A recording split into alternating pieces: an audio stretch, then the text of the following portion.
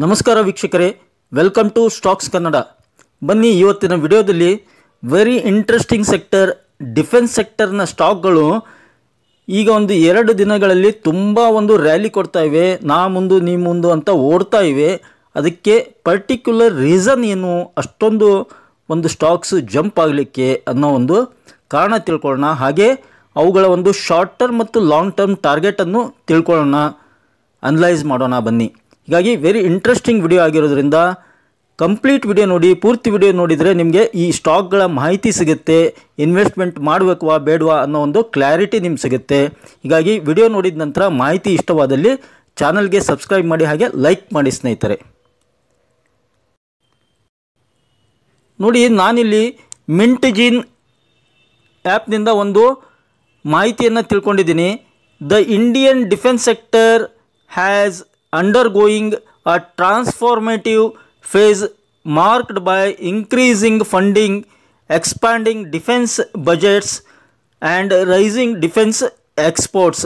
ನೋಡಿ, ಎಷ್ಟು ಇಂಟ್ರೆಸ್ಟಿಂಗ್ ಅಂದರೆ ಇದು ಒಂದು ಮಾಹಿತಿ ನಾವೆಲ್ಲರೂ ತಿಳ್ಕೊಬೇಕಾಗುತ್ತೆ. ಏನಂದರೆ ಭಾರತದ ಒಂದು ಡಿಫೆನ್ಸ್ ಸೆಕ್ಟರು ಟ್ರಾನ್ಸ್ಫಾರ್ಮೇಟಿವ್ ಟ್ರಾನ್ಸ್ಫಾರ್ಮ್ ಆಗ್ತಾ ಇದೆ ಅಂತ ಹೇಳಿದ್ದಾರೆ. ಹಾಗೆ ಫಂಡ್ ರೈಸಿಂಗ್ ಕೂಡ ಜಾಸ್ತಿ ಆಗ್ತಾ ಇದೆ, ಜಾಸ್ತಿ ಫಂಡಿಂಗ್ ಮಾಡ್ತಾ ಇದ್ದಾರೆ ಈ ಒಂದು ಸೆಕ್ಟರ್ಗೆ ಅಂತ ಹೇಳ್ತಾ ಇದ್ದಾರೆ.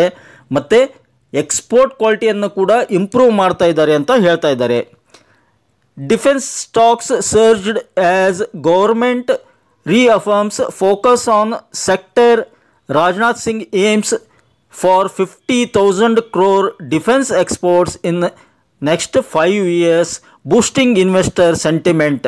ನೋಡಿ, ರಾಜನಾಥ್ ಸಿಂಗ್ ಅವರು ಡಿಫೆನ್ಸ್ ಮಿನಿಸ್ಟ್ರಿ ಅವರು ಏನು ಮಾಡಿದರು ಅಂದರೆ 50,000 ಕೋಟಿಯ ಒಂದು ಡಿಫೆನ್ಸ್ ಎಕ್ಸ್ಪೋರ್ಟನ್ನು ಮುಂದಿನ 5 ವರ್ಷಗಳಲ್ಲಿ ಮಾಡಬೇಕಂತ ಟಾರ್ಗೆಟ್ ಮಾಡಿದ್ದಾರೆ. ಅದನ್ನು ಅನೌನ್ಸ್ ಮಾಡಿದ್ದಾರೆ ಮೊನ್ನೆ.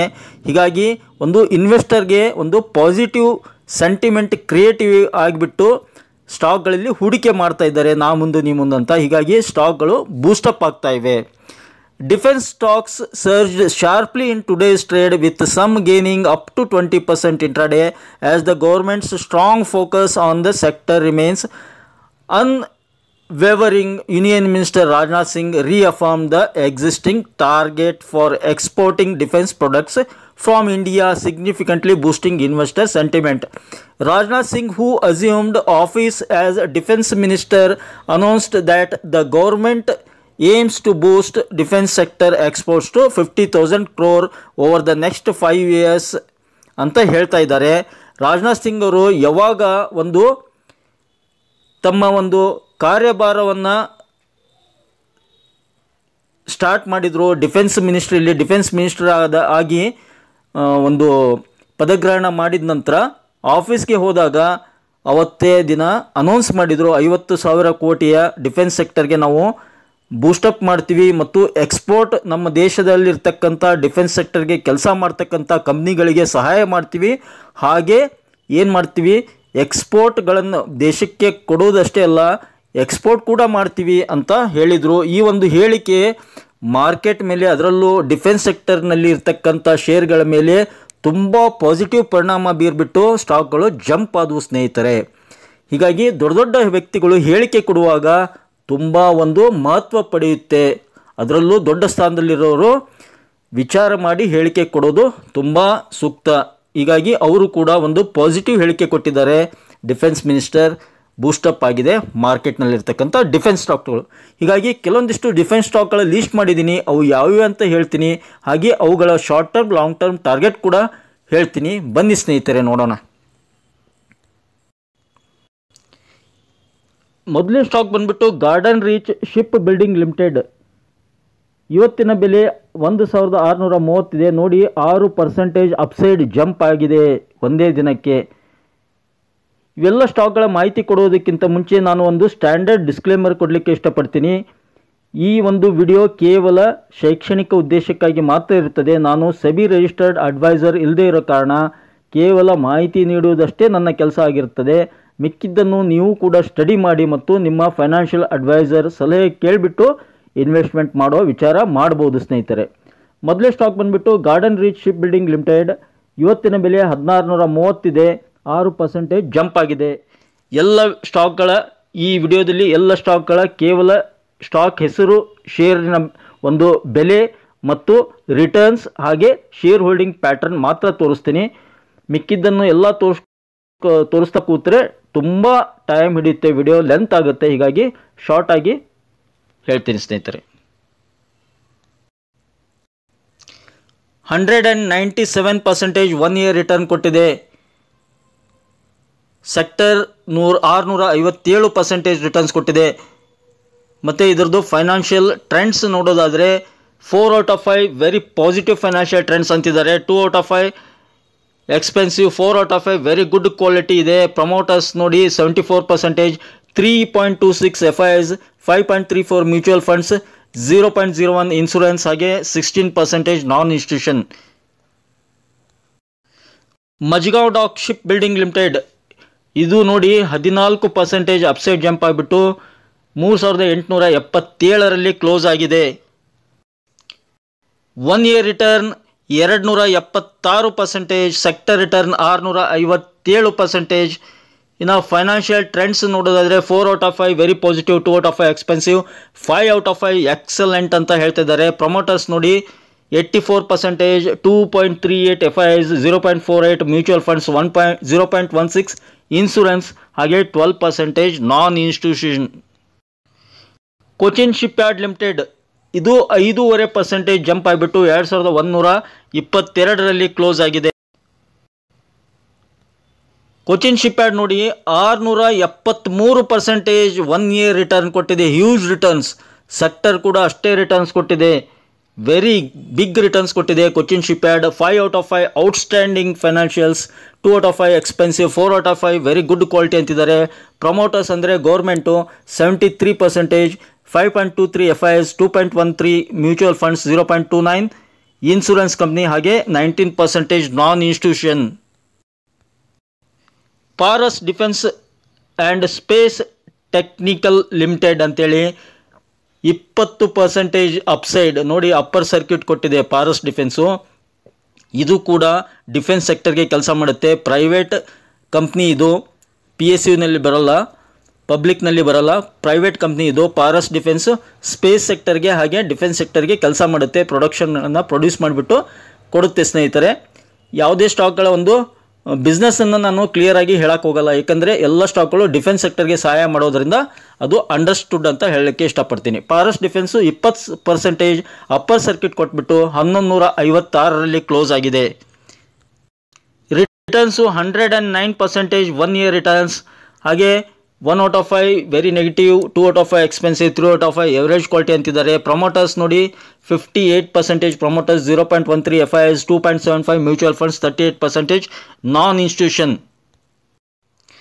BEML ಇವತ್ತಿನ ಶೇರ್ ಬೆಲೆ 4716 ನೋಡಿ 17% ಅಪ್ಸೈಡ್ ಜಂಪ್ ಆಗಿದೆ, 4716ರಲ್ಲಿ ಕ್ಲೋಸ್ ಆಗಿದೆ. ಹೆವಿ ಅರ್ತ್ ಮೂವರ್ಸ್ಗಳನ್ನು ಪ್ರೊಡ್ಯೂಸ್ ಮಾಡಿಬಿಟ್ಟು ದೇಶದ ರಕ್ಷಣಾ ವ್ಯವಸ್ಥೆಗೆ ಮತ್ತು ಇತರೆ ಸಂಸ್ಥೆಗಳಿಗೂ ಕೂಡ ಪ್ರೊವೈಡ್ ಮಾಡುತ್ತೆ BEML. 211% 1 year ರಿಟರ್ನ್ ಹಾಗೆ ಇದರದ್ದು ಫೈನಾನ್ಷಿಯಲ್ ಟ್ರೆಂಡ್ಸ್ ಅದು ನೋಡೋದಾದರೆ ಎಷ್ಟಿದೆ? 3 out of 5 positive, 2 out of 5 expensive, 3 out of 5 average quality. Promoters 54%, 9.91 FIs, 16.34 mutual funds. ಇತ್ತೀಚೆಗೆ ಮ್ಯೂಚುವಲ್ ಫಂಡ್ಸ್ದವರು BEML ಜಾಸ್ತಿ ಸ್ಟೇಕ್ ಮಾಡಿದ್ದಾರೆ, ಜಾಸ್ತಿ ಒಂದು ಶೇರ್ಸ್ ಪರ್ಚೇಸ್ ಮಾಡಿದ್ದಾರೆ ಮ್ಯೂಚುವಲ್ ಫಂಡ್ಸ್ನವರು. 1.26 ಇನ್ಶೂರೆನ್ಸ್ ಕಂಪ್ನಿ ಹಾಗೆ 18% ನಾನ್ institution. BDL Bharat dynamics limited ನೋಡಿ 6.5% ಅಪ್ಸೈಡ್ ಜಂಪ್ ಆಗಿಬಿಟ್ಟು 1582ರಲ್ಲಿ ಕ್ಲೋಸ್ ಆಗಿದೆ. BDL ಬಗ್ಗೆ ಒಂದು ವಿಶೇಷ ವಿಡಿಯೋ ಮಾಡಿದ್ದೆ ನಾನು, ರಾಷ್ಟ್ರ ನಿರ್ಮಾಣಕ್ಕೆ ಬಲಿಷ್ಠ ರಾಷ್ಟ್ರ ನಿರ್ಮಾಣದ ಬಲಿಷ್ಠ ಷೇರುಗಳು ಅಂತೇಳಿ ನನ್ನ ಪ್ಲೇಲಿಸ್ಟ್ನಲ್ಲಿದೆ, ನೋಡ್ಬೋದು. ರಕ್ಷಣಾ ವ್ಯವಸ್ಥೆಗೆ ಸಂಬಂಧಪಟ್ಟಂತೆ ಸುಮಾರು 2 ವಿಡಿಯೋಗಳನ್ನು ಮಾಡಿದ್ದೀನಿ, ಪ್ಲೇಲಿಸ್ಟ್ನಲ್ಲಿದೆ. ಅದರಲ್ಲಿ BDL, HAL ಎಲ್ಲ ಒಂದು ಕ್ಲಿಯರ್ ಆಗಿ ಎಕ್ಸ್ಪ್ಲೇನ್ ಮಾಡಿದ್ದೀನಿ. BDL ಏನು ಮಾಡುತ್ತೆ ಅಂದರೆ ಮಿಸೈಲ್ಸ್ಗಳನ್ನು ಪ್ರೊಡ್ಯೂಸ್ ಮಾಡುತ್ತೆ ಸ್ನೇಹಿತರೆ. ದೇಶದ ಏಕೈಕ ಕಂಪ್ನಿ ಮಿಸೈಲ್ಗಳನ್ನು ಉತ್ಪಾದನೆ ಮಾಡ್ತಕ್ಕಂಥ company BDL. Very interesting stock ಅಂತ, ವೆರಿ ಇಂಟ್ರೆಸ್ಟಿಂಗ್ ಕಂಪ್ನಿ ಅಂತ ಹೇಳ್ಬೋದು. ಮಿಸೈಲ್ಸ್ಗಳನ್ನು ಪ್ರೊಡ್ಯೂಸ್ ಮಾಡಿಬಿಟ್ಟು ದೇಶದ ರಕ್ಷಣಾ ವ್ಯವಸ್ಥೆಗೆ ಸಪ್ಲೈ ಮಾಡುತ್ತೆ. BDL 6% ಅಪ್ಸೈಡ್ ಜಂಪ್ ಆಗಿದೆ. 1 year ರಿಟರ್ನ್ 186% ರಿಟರ್ನ್ಸ್ ಕೊಟ್ಟಿದೆ. ಹಾಗೆ ಇದರ ಒಂದು ಫೈನಾನ್ಷಿಯಲ್ ಟ್ರೆಂಡ್ಸ್ ಅದು ನೋಡೋದಾದರೆ 3 out of 5 positive, 2 out of 5 expensive, 4 out of 5 very good quality ಅಂತ ಹೇಳ್ತಾ ಇದ್ದಾರೆ. ಪ್ರೊಮೋಟರ್ಸ್ ನೋಡಿ 75%, 2.95 FIs, 7.93 mutual funds, 3.95 insurance company, ಹಾಗೆ 9% non institution. BDL Astra microwave limited ಅಂತೇಳಿ 4% ಅಪ್ಸೈಡ್ ಜಂಪ್ ಆಗಿಬಿಟ್ಟು 965ರಲ್ಲಿ ಕ್ಲೋಸ್ ಆಗಿದೆ. 172% 1 year ರಿಟರ್ನ್ ಕೊಟ್ಟಿದೆ. ಇದು ಕೂಡ ಡಿಫೆನ್ಸ್ ಸೆಕ್ಟರ್ಗೆ ಕೆಲಸ ಮಾಡ್ತಾ ಇದೆ. Astra microwave very interesting stock ಇದು. ಇದ್ರ ಬಗ್ಗೆನೂ ಒಂದು ಡಿಟೇಲ್ ಆಗಿ ವಿಡಿಯೋ ಮಾಡಿದ್ದೀನಿ, ಪ್ಲೇಲಿಸ್ಟ್ನಲ್ಲಿದೆ, ನೋಡ್ಬೋದು. 5 out of 5 outstanding financial trends, 2 out of 5 expensive, 4 out of 5 very good quality. ಇದು ಒಂದು ಪ್ರೈವೇಟ್ ಸೆಕ್ಟರ್ ಸ್ಟಾಕ್. ಇದು 6.54 ಪ್ರಮೋಟರ್ಸ್ ತುಂಬ ಕಮ್ಮಿ ಇದ್ದಾರೆ. 3.17 FIs, 8.97 ಮ್ಯೂಚುವಲ್ ಫಂಡ್ಸ್, 3.62 ಇನ್ಶೂರೆನ್ಸ್, 76% ನಾನ್ ಇನ್ಸ್ಟಿಟ್ಯೂಷನ್. DCX ಸಿಸ್ಟಮ್ಸ್ ಲಿಮಿಟೆಡ್ ನೋಡಿ 12% ಅಪ್ಸೈಡ್ ಜಂಪ್ ಆಗಿದೆ. ನೋಡಿ, ನಾವು ಡಿಫೆನ್ಸ್ ಸೆಕ್ಟರ್ ಅಂದಾಗ ಕೇವಲ HAL, BEL, ಕೋಚಿನ್ shipyard, Mazagon dock ಈ ಥರ ಎಲ್ಲ ಸ್ಟಾಕ್ಗಳು ಕೇವಲ ನಮ್ಮ ಕಣ್ಮುಂದೆ ಬರುತ್ತೆ. ಆದರೆ ತೆರೆಮರೆ ಹಿಂದಿರ್ತಕ್ಕಂಥ ಸ್ಟಾಕ್ಗಳು ಸಾಕಷ್ಟಿವೆ. ಅವುಗಳಲ್ಲಿ ಆಲ್ಮೋಸ್ಟ್ ಆಲ್ ಒಂದು 25% ನಾವು ಕವರ್ ಮಾಡಿಬಿಟ್ಟು ಪ್ಲೇಲಿಸ್ಟ್ನಲ್ಲಿದೆ, ನೋಡ್ಬೋದು. ಇನ್ನುಳಿದಂತೆ ಸಾಕಷ್ಟಿವೆ, ಅವನು ಕೂಡ ಕವರ್ ಮಾಡಲಿಕ್ಕೆ ಟ್ರೈ ಮಾಡ್ತೀನಿ. ಅದರಲ್ಲಿ DCX ಕೂಡ ಒಂದು ವೆರಿ ಇಂಟ್ರೆಸ್ಟಿಂಗ್ ಸ್ಟಾಕ್. ಇದು ತುಂಬ ಇಂಟ್ರೆಸ್ಟಿಂಗ್ ಕೆಲಸ ಮಾಡುತ್ತೆ. ಇದು ದೇಶದ ಒಂದು ಯಾವುದು ಭೂಸೇನೆಗೆ ತುಂಬ ಕೆಲಸ ಮಾಡುತ್ತೆ. ಟ್ಯಾಂಕರ್ಗಳಲ್ಲಿ ನಿರ್ಮಾಣ ಮಾಡ್ತಕ್ಕಂಥ ಕೆಲಸವನ್ನು ಮಾಡುತ್ತೆ. ಹಾಗೆ ವಾಯುಸೇನೆಗೆ ಕೂಡ ಪ್ರೊವೈಡ್ ಮಾಡುತ್ತೆ. DCX ಸಿಸ್ಟಮ್ 12% ಅಪ್ಸೈಡ್ ಜಂಪ್ ಆಗಿಬಿಟ್ಟು 359ರಲ್ಲಿ ಕ್ಲೋಸ್ ಆಗಿದೆ. ರಿಟರ್ನ್ ನೋಡಿ 53% ರಿಟರ್ನ್ಸ್ ಕೊಟ್ಟಿದೆ. ಹಾಗೆ ಫೈನಾನ್ಷಿಯಲ್ ಟ್ರೆಂಡ್ಸ್ ನೋಡೋದಾದರೆ 3 out of 5 positive, 3 out of 5 attractive, 3 out of 5 average quality. ಇದು ಇಲೆಕ್ಟ್ರಾನಿಕ್ಸ್ ಇಕ್ವಿಪ್ಮೆಂಟ್ಸ್ಗಳನ್ನು ಪ್ರೊಡ್ಯೂಸ್ ಮಾಡಿಬಿಟ್ಟು ಆರ್ಮಿಗೆ ಕೊಡುತ್ತೆ ಸ್ನೇಹಿತರೆ. 62% promoters, 2.30 FIs, 6.83 mutual funds, 1.09 insurance, 24% ನಾನ್ ಇನ್ಸ್ಟಿಟ್ಯೂಷನ್. ವೆರಿ ಇಂಟ್ರೆಸ್ಟಿಂಗ್ ಮತ್ತು ನನ್ನ ಫೇವ್ರೆಟ್ ಸ್ಟಾಕ್ ಇದು Bharat electronics limited. Almost all 3% jump ಆಗಿಬಿಟ್ಟು 309ರಲ್ಲಿ ಕ್ಲೋಸ್ ಆಗಿದೆ. ಮೇಜರ್ ರೆಸಿಸ್ಟೆನ್ಸು 300 ಇತ್ತು, 300 ಎಬೋವ್ ಕ್ಲೋಸ್ ಆಗಿದೆ. ಹೀಗಾಗಿ ಅಪ್ ಟ್ರೆಂಡ್ ರ್ಯಾಲಿ ಸ್ಟಾರ್ಟ್ ಆಗುತ್ತೆ, ಇನ್ನೂ ಕೂಡ ಬಾಕಿ ಇದೆ ಅಂತ ಹೇಳಲಿಕ್ಕೆ ಇಷ್ಟಪಡ್ತೀನಿ. BEL Bharat electronics limited 155% 1 year returns ಕೊಟ್ಟಿದೆ. ಮತ್ತು 3 out of 5 positive financial trend, 2 out of 5 expensive, 5 out of 5 excellent quality ಅಂತ ಹೇಳ್ತಾ ಇದ್ದಾರೆ. ಇದು ನಮ್ಮ ಬೆಂಗಳೂರಿನಲ್ಲೇ ಇರ್ತಕ್ಕಂಥ ಕಂಪ್ನಿ ಇದು BEL. 51% ಪ್ರಮೋಟರ್ಸ್ ಅಂದರೆ government, 17% FIs, 18% mutual funds, 2.88 insurance, 1.71 others, 8% non institution. Very promising stock ಅಂತ ಹೇಳ್ಬೋದು. ಮತ್ತು ಡಿಫೆನ್ಸ್ ಸೆಕ್ಟರ್ ಅಂದಾಗ ನಾವು HAL ಹೇಗೆ ಬಿಡಲಿಕ್ಕಾಗುತ್ತೆ? Very important company and stock. Hindustan aeronautics limited 1.98% upside jump ಆಗಿಬಿಟ್ಟು 5200ರಲ್ಲಿ ಕ್ಲೋಸ್ ಆಗಿದೆ. ಇನ್ನೂ ರ್ಯಾಲಿ ಬಾಕಿ ಇದೆ. ಇದರಲ್ಲಿ 5000 ಮೇಜರ್ ರೆಸಿಸ್ಟೆನ್ಸ್ ಕ್ರಾಸ್ ಆಗಿಬಿಟ್ಟು ಅದರ ಎಬೋವ್ ಕ್ಲೋಸ್ ಆಗಿದೆ. ಹೀಗಾಗಿ ಮುಂದೆ ರ್ಯಾಲಿ ಕಂಟಿನ್ಯೂಷನ್ ಇರುತ್ತೆ. 1 year ರಿಟರ್ನ್ 179% ರಿಟರ್ನ್ಸ್ ಕೊಟ್ಟಿದೆ. ನಿಮಗೆಲ್ಲ ಗೊತ್ತೇ ಇದೆ, ಮೇಜರ್ ಹೆಲಿಕಾಪ್ಟರ್ಸ್ಗಳನ್ನು ಉತ್ಪಾದನೆ ಮಾಡ್ತಕ್ಕಂಥ ಕಂಪ್ನಿ ಇದು. ನಮ್ಮ ಬೆಂಗಳೂರಿನಲ್ಲೇ ಇದೆ. 4 out of 5 very positive, 2 out of 5 expensive, 5 out of 5 excellent quality ಅಂತಿದ್ದಾರೆ. ಪ್ರಮೋಟರ್ಸ್ ಅಂದರೆ ಗೌರ್ಮೆಂಟು 71% ಪ್ರಮೋಟರ್ಸ್, 12.42 FIs, ಹಾಗೆ 6.75 ಮ್ಯೂಚುವಲ್ ಫಂಡ್ಸು, 2.36 ಇನ್ಶೂರೆನ್ಸ್ ಕಂಪ್ನಿದವರಿದ್ದಾರೆ. ಮತ್ತು 6.37% ನಾನ್ ಇನ್ಸ್ಟಿಟ್ಯೂಷನ್ ಸ್ನೇಹಿತರೆ, 6% ನಾನ್ ಇನ್ಸ್ಟಿಟ್ಯೂಷನ್. ಈ 10 ಸ್ಟಾಕ್ಗಳಲ್ಲಿ almost all shareholding pattern ನೋಡಿದರೆ okay and well and good ಅಂತ ಹೇಳ್ಬೋದು. ಎಕ್ಸೆಪ್ಟ್ ಆಸ್ಟ್ರಾ ಮೈಕ್ರೋವೇವ್, ಅದನ್ನು ಬಿಟ್ಟರೆ ಉಳಿಕಿದ 9 ಸ್ಟಾಕ್ಗಳಲ್ಲಿ ಶೇರ್ ಹೋಲ್ಡಿಂಗ್ ಪ್ಯಾಟರ್ನ್ ಚೆನ್ನಾಗಿದೆ. ಮತ್ತು ಎಲ್ಲ ಸ್ಟಾಕ್ಗಳು ಕೂಡ ಆಲ್ಮೋಸ್ಟ್ ಆಲ್ 52 ವೀಕ್ ಹೈ ಹತ್ರ ಟ್ರೇಡ್ ಆಗ್ತಾ ಇವೆ. ಅದು ಒಂದು ಗಮನ ಹರಿಸಬೇಕು ಎಲ್ಲರೂ. 52 ವೀಕ್ ಹೈ ಕ್ರಾಸ್ ಆಯಿತು ಅಂದರೆ ನೆಕ್ಸ್ಟ್ ರ್ಯಾಲಿ ಏನಿಲ್ಲಂದರೂ ಇದ್ರದ್ದು ನಾನು ಟಾರ್ಗೆಟ್ ಹೇಳ್ತೀನಿ ಅಂದಿದ್ದೆ, short term and long term. Short term ಅಂದರೆ ಒಂದು ತಿಂಗಳು ಬಜೆಟ್ವರೆಗೆ ಏನಿಲ್ಲಂದರೂ ಇನ್ನೂ ಒಂದು 20% ರ್ಯಾಲಿ ಕೊಡ್ಬೋದು ಇವೆಲ್ಲ ಸ್ಟಾಕ್ಗಳು. ಬಜೆಟ್ ನಂತರ ವೆರಿ ಇಂಪಾರ್ಟೆಂಟ್. ಬಜೆಟ್ ಡೇ ಹೇಗಿರುತ್ತೆ, ಬಜೆಟ್ ಯಾವ ಥರ ಅನೌನ್ಸ್ ಮಾಡ್ತಾರೆ, ಬಜೆಟ್ನಲ್ಲಿ ಡಿಫೆನ್ಸ್ ಸೆಕ್ಟರ್ಗೆ ಏನು ಹೇಳ್ತಾರೆ ಅನ್ನೋದರ ಮೇಲೆ ಮುಂದಿನ ಟಾರ್ಗೆಟ್ ಡಿಸೈಡ್ ಮಾಡ್ಬೋದು. ಎನಿ ಹ್ಯಾವ್ ಬಜೆಟನ್ನು ಒಂದು ಸೈಡ್ ಇಟ್ಟು ನೋಡೋದಾದರೆ, ಮುಂದಿನ 3 ರಿಂದ 5 ವರ್ಷಗಳ ಪಾಸ್ಪೆಕ್ಟಿವ್ ನೋಡೋದಾದರೆ, ಲಾಂಗ್ ಟರ್ಮ್ ನೋಡೋದಾದರೆ, ನಾವು ಇದರಲ್ಲಿ ಆಲ್ಮೋಸ್ಟ್ ಆಲ್ ಮೋರ್ ದೆನ್ 500% ಮುಂದಿನ 5 ವರ್ಷಗಳಲ್ಲಿ ಸಿಗ್ಬೋದು ಅಂತ ನನ್ನ ಒಂದು ವೈಯಕ್ತಿಕ ಅಭಿಪ್ರಾಯ ಸ್ನೇಹಿತರೆ. ಐ ಹೋಪ್ ನಿಮಗೆ ಈ ಒಂದು ಚಿಕ್ಕ ಮಾಹಿತಿ ಇಷ್ಟ ಆಗಿದೆ ಅಂದ್ಕೊಂಡಿದ್ದೀನಿ. ಇಷ್ಟ ಆಗಿದ್ದರೆ ಮತ್ತಿನ್ನೇ ತಡ ಬೇಗ ಚಾನಲ್ಗೆ ಸಬ್ಸ್ಕ್ರೈಬ್ ಮಾಡಿ ಮತ್ತು ಕಮೆಂಟ್ ಬಾಕ್ಸ್ನಲ್ಲಿ ಕಮೆಂಟನ್ನು ತಿಳಿಸ್ತಾ don't forget to hit the like button. Thank you friends, thank you all.